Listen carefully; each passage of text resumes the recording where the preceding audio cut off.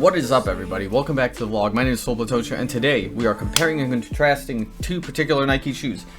It is the Nike Pegasus Turbo 2 and the Nike Infinity React Run Flyknit. How they stand up to one another, which one you should buy, and the billion-dollar question, which shoe is better to run with your dog in. Comment down below if you have a preference for which one you go on your everyday runs in with your dogs or cats or whatever animal you got. Anyways, whatever, that's not the point. Make sure you like the video, subscribe to the YouTube channel, and yeah, comment down your experience with both of these shoes, which one you think is better, quote unquote. And yeah, without further ado, let's run this montage. So seek me while I wait. Don't forget about always. Don't forget about us. 'Cause I can see you moving to me soon. Don't forget about always. Don't forget about us. I'm just the same as you. I can feel your body's heat on someone new. Tell me that you're working on it.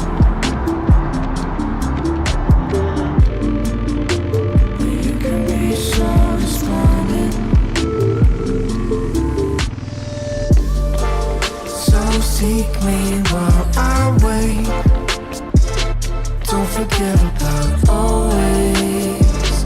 Don't forget about us. 'Cause I can see you moving to me soon. Don't forget about. What? Okay, cool. We're back. Welcome back. So let me drop the pits here for a second, and let's get into it. Okay, so let's talk specs about the Pegasus Turbo 2, and why it's so great for a lot of people. So first and foremost, the shoe does weigh about 7.2 ounces on average. That's about 210, 215 grams if we're converting. That's about in size 10. Because it's a size 8.5, it's going to be slightly less, obviously. The woman's size also drops that weight by like 15 to 20%, slightly less, which is pretty cool, I would suppose. Some people are into that. You just buy the woman's size. It's a lighter shoe. It might be a much tighter, more snug fit. I don't know. You can experiment with that, I suppose. Whatever. That's not the point. Let's talk stack height. So from heel to toe, it's about a 10 millimeter offset. The heel is about 28 millimeters. So of course it's very comfortable. It's about 14 and 14 with the React and the Zoom foam, which, speaking of which, let's talk about the midsole and the bottoms. Midsole foams. So it's ZoomX here as the bottom portion of the foam, and it's React on the upper piece here that kind of fades into the green section. The React is just so you have a nice impact for your foot into the shoe itself, and then the ZoomX is designed to be a much squishier, much more, I'd say, firm foam once it decompresses, which gives it the speed you're looking for and the comfort overall that this shoe seems to have. The bottoms of the shoe, this is the signature ZoomX Pegasus Turbo design with the rubber structure and all that. Again, I think this foam is really great, and the rubber has been doing pretty well so far. Definitely not good for trail running as far as I'm concerned. If you have an opposing opinion to that, let me know in the comments below and why. As you can tell by the shred, you should probably keep this on the roads for as much as possible before it kind of really shreds. This is about 150 miles plus, by the way. We're going to have a 200-mile review on it pretty soon once I can get to that point. But I digress. So let's talk about uppers. This mesh is pretty translucent. It's pretty firm, not nearly as firm as the Peg 37, but it is still pretty flexible, pretty snug overall, and I think it's a great design and more or less the major upgrade since the original Peg Turbo shoe design. Upper section here, the shoelaces are not too asymmetrical in my opinion. They do kind of tilt to the outside of your foot, just very minorly, but not as much as most shoes on the market from the Nike brand. The shoe tongue is the signature tongue that they're using for the asymmetric offset. Shoelaces overall, very comfortable as well, no issues with that. And the shoe collar, again, is one of the other defining differences between the Turbo 2 and the Turbo original. The collar is a lot more snug, in my opinion, than that shoe, and it overall gives you a very snug, fast, and I'd say very comfortable ride overall as an everyday to potentially tempo running trainer. The con of the shoe, I think that most people talk about, there's two of them. One is that the shoe life does come off as very minimal. The shoe is rated for like 400 plus miles, but if I'm 150 plus miles in and it's looking like this, I'm questioning when it's going to go flat. And a lot of people in the comment sections on previous videos I've had have mentioned that the shoe goes flat at up to 250 miles, which is really scary to hear because I was expecting a lot more out of this shoe in regards to what I can push out of it before it goes flat. And once that happens, you just don't have a good time running in this shoe. And I think it's just because of the amount of rubber that's existing on here. Maybe they just need some more Zoom X. I don't know. There's questions in terms of engineering for this particular shoe that we can address. If they decide to get rid of the Tempo Next percent and create like the Pegasus Turbo 3 and they just increase the amount of foam that's on the shoe, that'd be pretty sick. Anyways, cool. That's the Peg Turbo 2. Let's talk Infinity React Run Flyknit. So, I've mentioned this in previous videos a couple of times before, but of course, in dedication of the Infinity React Run Flyknit 2, which is supposed to come out in the next coming months of 2021, we're just revisiting this shoe overall, and I'm trying to put it back in my lineup so I can get an end-of-life reaction on this shoe once I've reached that distance. The shoe is rated for about 400 plus miles. I've got about 200 plus. I haven't used it in a very long time because the Peg 37 came into the market, and then this shoe just got pushed back in my training.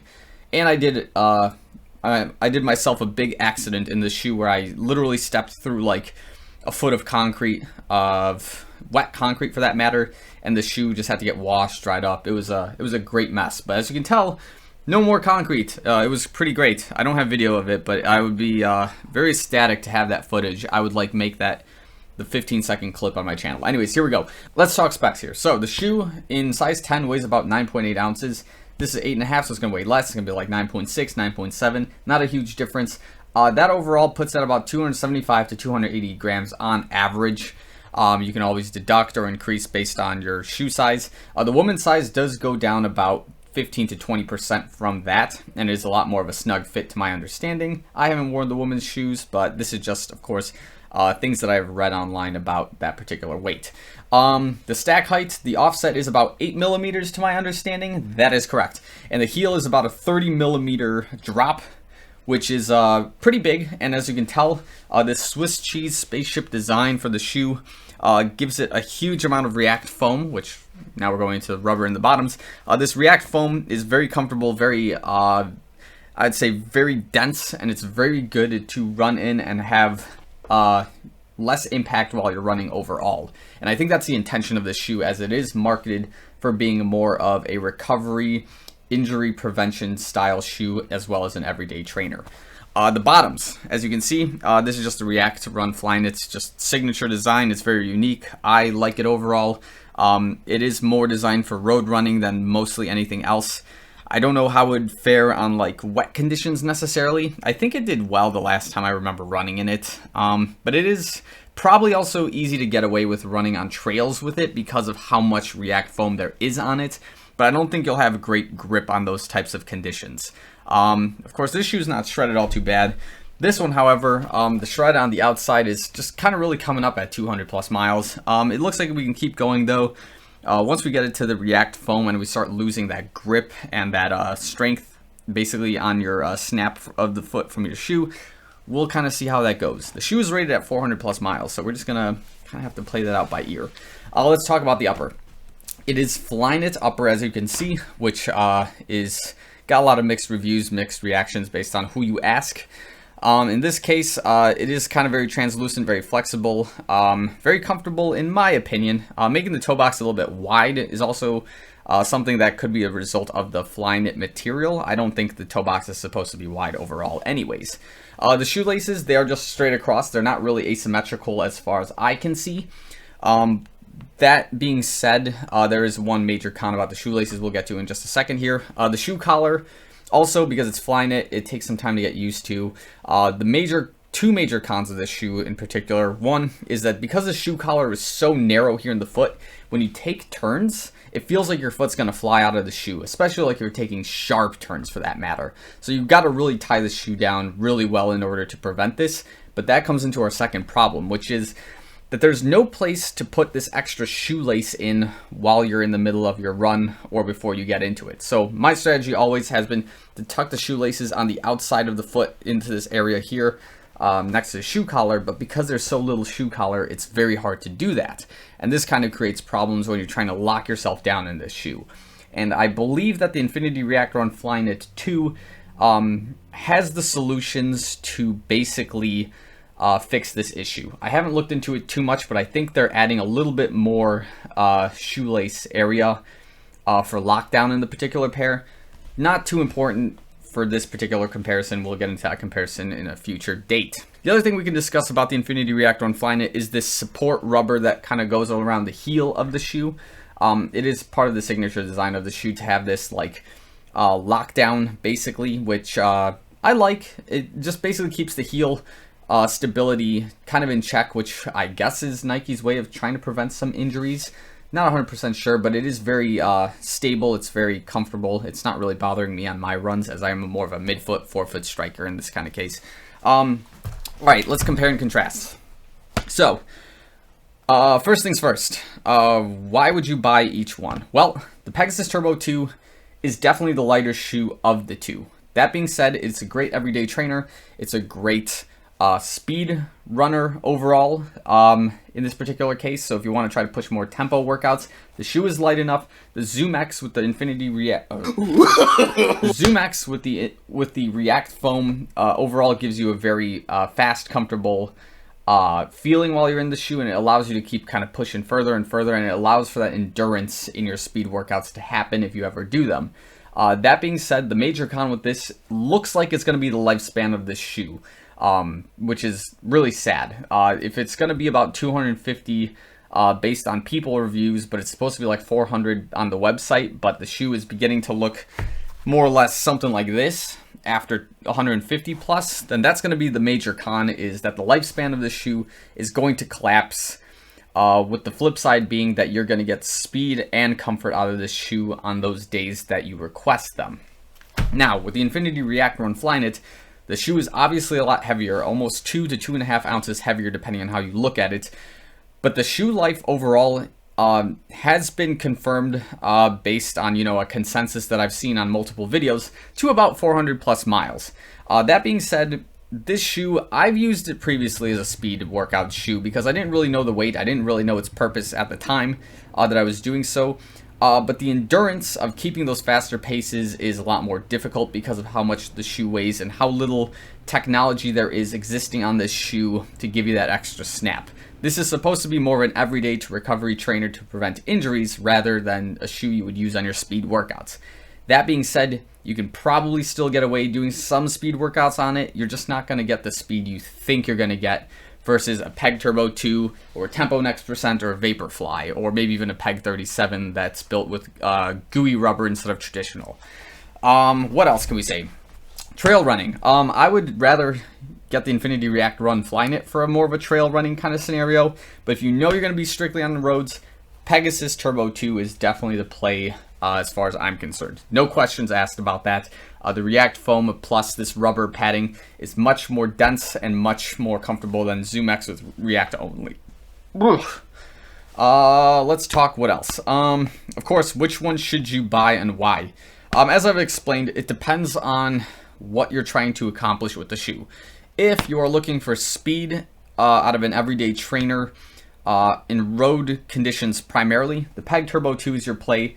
However, the shoe is running out of shelf life pretty quickly in terms of Nike's just trying to cycle it out of their shoe sales, which in that case, you should probably buy the shoe as quickly as you can, whether you go third party or you try to find it on a Nike website or some kind of affiliate. Try to snag a pair before it's too late. I'm going to try to get another pair and like just kind of have it for keepsake, but yeah, that's kind of what my deal is with these. In terms of having an everyday trainer, that's more focused on keeping you less injured. Maybe you're recovering from some kind of injury, or you have some pains in your knees or your ankles, your foot, something along those lines, even hips per se. Maybe the Infinity React Run Flyknit's a good approach. This is going to be the shoe that's going to try to not necessarily reduce how much impact you're taking I take that back. The shoe is meant to reduce as much impact as possible by having this thick React design overall on the shoe, with the foam in this case. And of course, it's marketed towards trying to be an injury prevention shoe. So maybe this would be your play if you're coming off, like, I don't know, some kind of injury, some kind of pain. Maybe you're off of surgery and you're getting back into running in some sense, and the doctor gives you the green light. I would recommend this shoe. That's just kind of my opinion on it. It's not that I've come off an injury and put this on and just went, whoa, this is great. It's just, this is what Nike markets it as. And, you know, I'm not endorsed by Nike. I don't want to sponsor them or anything, even though this is just free advertisement for them. But I do talk about their products all the time, so that's kind of the trade-off, I suppose. But yeah, I would say this is a good place to start if you're trying to recover in a particular shoe. I've talked about this in a previous rendition of the video. This is a shoe that I think exceeds its running life by being an everyday, like, walking shoe as well, after you're done running in it, because this is a comfortable shoe to simply stand in as well. If you're working like a retail job where you're walking 8 to 10 hours a day, or you're working in manufacturing and you're just like standing and doing something repetitive over and over again, this is a good shoe to stand in because it reduces, I think, your back pain, basically your knees, your hips, from being just sore from just standing there all day long because of how much React is into heel and how well you just kind of sink in like a pillow almost. But it also gives you that firm structure in this heel to prevent you from going flat foot or overpronating, which could ultimately give you kind of sort of that soreness in the back and in your ankles, which you'd be trying to avoid. So that's kind of my takes of which one you should buy. It again comes down to a crossroad. A very particular crossroad in this sense of, do you actually want a really fast trainer that weighs less but has less lifespan, or do you want something that you can definitely take on an everyday run, designed more for resting, more for recovery, injury prevention, that has a longer life? The trade-off ultimately is going to come down to speed and shelf life, and I think that's up to you to decide which one you want to get. I can't tell you which one I would buy because I have both of them and I have purposes for them. At least the Infinity React Run Flyknit has purpose once more. So that's kind of just my hot takes on the shoe. So which one would you run with your dog? I guess it depends on your dog. I would say if you have like a small dog or if you have like a Shiba Inu, I would definitely take this one out because it just looks like the perfect shoe to run with a Japanese dog with. If you have like a greyhound or like one of those like really fast dogs that like have a lifespan of like 2 years but just like run like 50 miles an hour, I would probably recommend the Pegasus Turbo 2. That's just my take on it. Yeah, I don't really run with dogs too often, but I do have a video where I said if it got so many likes I would run with a dog, and I'm thinking about it now that video has exceeded that like meter, and now I have to go find a dog to run with. So that's going to be really fun. I think I'll run with a Japanese dog for you guys. I'll run with 2 of them. Anyways, that's all I got for this video. Thanks for watching this video. Make sure you like the video, subscribe to the YouTube channel. Tell me what you think about both of these shoes. If you agree with the assessment, disagree, tell me why or why not. You guys know the drill. I will happily discuss and talk with you guys. And yeah, it's a party in the comment section always. So thanks again for watching. I'll see you guys real soon.